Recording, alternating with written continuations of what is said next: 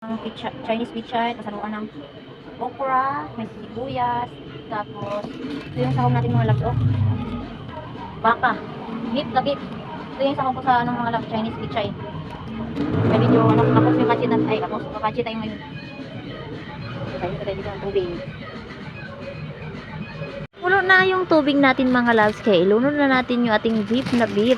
Beef na noodles ba? So, ayan mga loves, oh.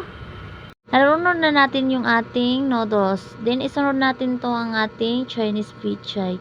Isang piraso yung ginamit ko dyan mga loves. Inubos na natin. Kasi medyo gusto ko din siya na maraming pichay. Si Yana kasi mahilig na din sa noodles. Kaya ginawan ko ng paraan para naman makakain siya ng gulay. Tapos mahilig din siya sa sabaw. So ito na nga lang ginawa ko para medyo tipid din. At saka syempre masustansya na rin.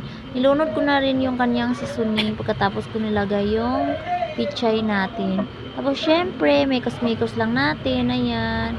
Mekos-mekos diri, mekos-mekos dito, char. So, ayan, mekos-mekos.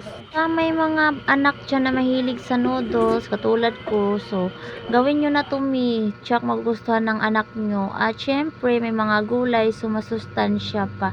Lagay na rin ako ng kunting asin. Kunti lang naman mga mi. Kasi syempre, maglagay tayo ng mga gulay.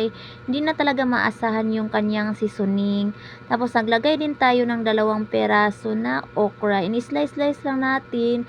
Kasi yung iba kong okra is pang-almusal yun. Steam lang natin bukas. After nyan, mekas-mekas lang natin para mag-mix yung noodles at saka mga gulay. After natin mamikos-mekos, maglagay lang tayo ng kunting magic sarap. Kunting magic sarap lang naman para lang naman mabalance yung lasa.